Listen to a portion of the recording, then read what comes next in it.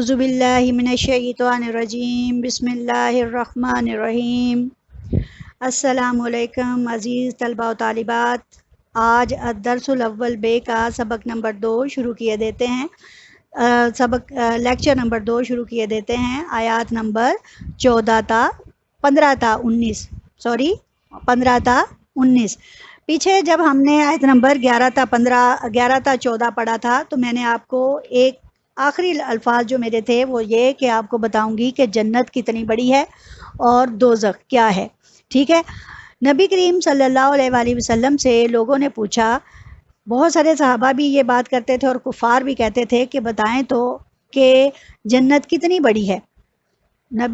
تو آپ صلی اللہ علیہ وآلہ وسلم نے فرمایا کہ اور یہ بھی پوچھا کہ جنت اور دوزخ ہیں کہاں۔ ان دونوں سوالوں میں آپ نبی کریم صلی اللہ علیہ وآلہ وسلم نے فرمایا اللہ تعالیٰ نے دن بنایا، دن کے ساتھ کیا بنائی؟ رات، یعنی جنت اگر دن ہے تو دوزخ رات ہے، یعنی دن چڑھائی کی طرف آتا ہے اور رات غروب کی طرف یعنی کہ ڈھلنے کی طرف آتی ہے۔ اس لیے آسمان کی بلندیوں پر جنت ہے اور زمین کی گہرائیوں میں دوزخ ہے۔ اسی طرح کا ایک سوال کسی نے حضرت عمر فاروق سے پوچھا تو انہوں نے بھی یہی جواب دیا کہ جس طرح دن ہے اور جس طرح رات ہے۔ یہ اس کی وضاحت آپ کو ہو گئی۔ اب پوچھا کہ جنت کتنی بڑی ہے تو آپ صلی اللہ علیہ وآلہ وسلم نے فرمایا کہ اگر 7 آسمانوں کو اور 7 زمینوں کو پرت پرت ساتھ جوڑا جائے تو جتنی اس کی چوڑائی ہوتی ہے اتنی ہی بڑی جنت ہے۔ جتنی یعنی 7 آسمان اور 7 زمینیں جتنے ان کو ایک پرت پرت جوڑا جائے اتنی بڑی جنت کی چوڑائی ہے، اتنی بڑی جنت ہے۔ اور جنت انتہائی بلندیوں پر ہے اور جہنم انتہائی گہرائیوں پر ہے، یعنی کہ درک نچلے اسفلین نیچلے والے جتنے بھی درجے ہیں وہ جہنم کا حصہ ہیں، جن میں درک اور اسفلین جو ہیں وہ اس سے بھی سب سے نیچے ترین حصے ہیں۔ تو جنت کن کے لیے ہے؟ مسلمانوں کے لیے، جنہوں نے اللہ کی راہ پر اپنی دنیا کی زندگی اچھی گزاری، دنیا کا عمل اچھے کیے، ان کے لیے اللہ تعالیٰ نے جنت کا وعدہ کر رکھا ہے۔ اور جنہوں نے جہنم کا سامان بنایا اس دنیا میں ان کے لیے جہنم ہے، اور وہ آگ سے تیار کی ہوئی ہے، اور وہ آگ لکڑی کی تیار کی ہوئی نہیں ہے، وہ انسانوں کے جسموں اور ان کے جسموں کی ہڈیوں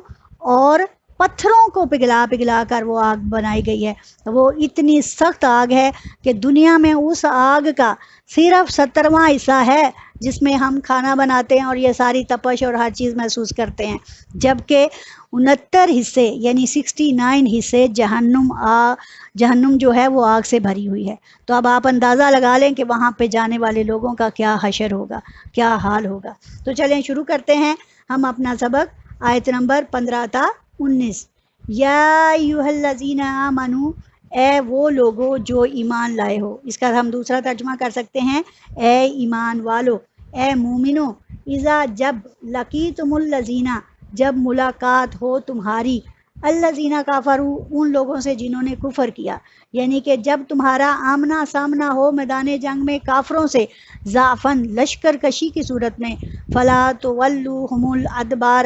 تو اپنی پیٹھیں مت پھیرو، فلا تولوہم الادبار، تو اپنی پیٹھیں مت پھیرو۔ یہ ادبار جمع ہے دوبارہ کی، یعنی پیٹھ کی جمع پیٹھیں، تو پس اپنی پیٹھیں مت پھیرو۔ یعنی یہاں مسلمانوں کو کیا حکم دیا جا رہا ہے کہ مسلمانوں، جب تم نے اللہ کی جماعت کی صورت میں اکٹھے ہو گئے ہو، اب تم دشمن سے نبرد آزما ہو تو ان کے سامنے کھڑے رہو، اپنی پیٹھیں مت پھیرنا، کیونکہ اگر تم ایسا کرتے ہو تو تم بزدل گردانے جاؤ گے، اور بزدل کی سزا اسلام میں بھی سوائے ذلت کے اور کچھ نہیں۔ اس لیے اگر تمہارا آمنا سامنا کافروں سے ہوتا ہے تو اپنے آپ کو سامنے ڈٹے رہو۔ ہاں، تمہارے پاس 2-3 صورتوں میں گنجائش موجود ہے کہ تم کس طرح پیٹھ پھیر سکتے ہو، اور وہ بھی جنگی چال کے طور پر، کیونکہ وہ کہتے ہیں نا کہ عشق اور مشق میں کچھ بھی جائز ہے، اسی طرح میدان جنگ میں بھی جنگی چالیں جائز ہیں۔ تو یہاں اللہ تعالیٰ کیا فرماتا ہے؟ وَمَن يُوَلِّهِمْ، اور جو کوئی پھر جائے اس دن، ہم وہ، یومئذ اس دن، دوبارہ اپنی پیٹھ، یعنی جو کوئی تم میں سے ان میں سے اس دن اپنی پیٹھ پھیر لے، الا مگر متحرفن جگہ تبدیل کرنے کے لیے، متحرفن جگہ تبدیل کرنے کے لیے، للقتال متحرفن لقتال یعنی لڑنے کے لیے، لڑائی کرنے کے لیے، اپنی جگہ تبدیل کرنے کے لیے، او متحیزن یا ضم ہونے کے لیے، مل جانے کے لیے، الی فئۃ اپنی جماعت کی طرف، یعنی اپنی جماعت میں دوبارہ سے شامل ہو کر اچھا سا حملہ کرنا چاہتا ہو تو وہ اپنی پیٹھ پھیر کر، کیونکہ بعض اوقات کیا ہوتا ہے کہ آگے اگر صرف ایک ہی شخص رہ گیا ہے، اس کے پاس کیا چوائس ہے کہ یا تو وہ پھر سامنے گولی کھائے اور مر جائے، شہید ہو جائے، یا یہ ہے کہ کسی طور اپنے آپ کو وہاں سے بچا کر، اکیلا خود کو بچا کر اپنی جماعت کے ساتھ شامل کر لے، تاکہ وہ جماعت کے ساتھ دوبارہ سے اس پر حملہ آور ہو اور اس کے نتیجے میں فتح اس کو میسر ہو۔ اور دوسری کیا ہے کہ وہ اپنی جگہ تبدیل کرنے کے لیے، بعض اوقات ہم دشمن کو تھوڑا سا جھانسا دینے کے لیے اپنی جگہ تبدیل کرتے ہیں، اس صورت میں ہلکی سی پیٹھ پھیرنے کی اجازت ہے، بصورت دیگر اجازت نہیں۔ یعنی ان دو صورتوں میں ان کو ہلکی سی پیٹھ پھیرنے کی اجازت ہے، جس میں وہ اپنی جماعت کے ساتھ تازہ دم ہو کر حملہ کر سکے یا پھر اپنی جگہ تبدیل کر کے زور کا حملہ کر سکے۔ لیکن وہ لوگ جو کہ لشکر کشی کی صورت میں پیٹھ پھیر کر بھاگ جاتے ہیں تو ایسے لوگوں کی اسلام میں کوئی جگہ نہیں۔ فقط تو پس با وہ مبتلا ہوا، وہ آزمائش میں ڈالا گیا، بی غضبن غصے سے، غضب سے، من اللہ اللہ کی طرف، وماواہ اور ان کا ٹھکانہ، وماواہ اور اس کا ٹھکانہ جہنم جہنم ہے۔ پیچھے سے پھر دیکھیے، وَمَن يُوَلِّهِمْ اور جو کوئی اس دن پھر جائے، وَمَن يُوَلِّهِمْ اور جو کوئی پھر جائے ان سے، یومئذ اس دن، دوبارہ ہو اپنی پیٹھ، اور جو کوئی اس دن وہاں اپنی پیٹھ پھیر دے، الا مگر متحرفن للقتال لڑنے کے لیے، یا لڑنے کے لیے جگہ تبدیل کرے، اور متحیزن یا ضم ہونے کے لیے، الی فئۃ اپنی جماعت میں ضم ہونے کے لیے، فقط با تو پس اس کے علاوہ اگر کوئی ایسا کرے تو وہ اس کے لیے کیا سزا ہے؟ فقط با تو پس وہ مبتلا ہو گیا، بغضب من اللہ اللہ تعالیٰ کے غصے میں، اللہ تعالیٰ کے غضب میں، وماواہ اور اس کا ٹھکانہ جہنم جہنم ہے۔ تو ایسا شخص اگر دوبارہ بھی ایسی کوئی حرکت کرتا ہے یا پیٹھ پھیرتا ہے تو پھر وہ اللہ کے غضب کا شکار ہو گیا، اور اس کا ٹھکانہ کیا ہے؟ جہنم ہے، اور وہ جہنم میں ہی ڈالا جائے گا۔ وبئس المصیر اور وہ کیا ہی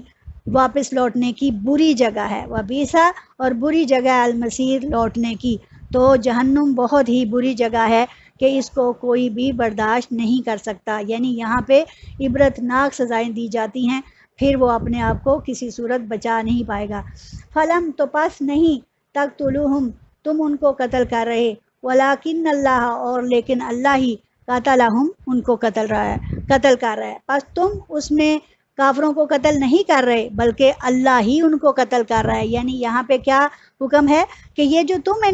ان کو قتل کر رہے ہو، اصل میں ان کے پیچھے قوت اللہ تعالیٰ کی ہے، قوت میری ہے، اس وجہ سے تم ان کو قتل کر رہے ہو، تمہارا اپنا اس میں کوئی کارنامہ نہیں، وہ یہ ہے کہ ان کے پیچھے قتل کرنے کی طاقت میری ہے، یعنی ان کو مارنے اور تمہارے مرنے کے پیچھے میری طاقت ہے۔ وما رمیتا اور نہیں تو نے پھینکی، وما اور نہیں رمیتا تو نے پھینکی، از جب رمیتا تو نے پھینکی، ولیکن اللہ اور لیکن اللہ ہی نے رما اسے پھینکی، یعنی اللہ ہی نے وہ پھینکی۔ ولیبلیا تاکہ آزمائش کر لے، المومنین مومنوں کی، منہ اس سے، بلاء حسنا اچھے طریقے سے آزمائش کر لینا۔ یعنی کہ اللہ تعالیٰ فرماتا ہے کہ اے مومنوں، اے مسلمانوں، تم جو کافروں کو قتل کر رہے ہو تو ان کے پیچھے قوت میری ہے۔ اور پھر یہاں ایک دوسرا واقعہ آ رہا ہے، اور وہ یہ کہ حضرت محمد صلی اللہ علیہ وسلم کو عین ندا آئی، غیب سے ندا آئی کہ اے محمد صلی اللہ علیہ وسلم،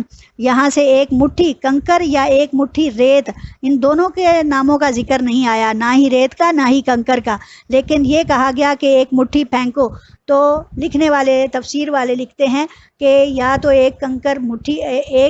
مٹھی کنکر تھی یا پھر ایک مٹھی ریت کے ذرے تھے، تو وہ حکم ہوا، آپ صلی اللہ علیہ وسلم نے اسے زمین سے لیا اور یوں ان کی طرف پھینک دیا، یہاں تک کہ اس کنکر یا ریت کا ذرہ ذرہ ان کی آنکھوں، ان کے نتنوں، ان کے سروں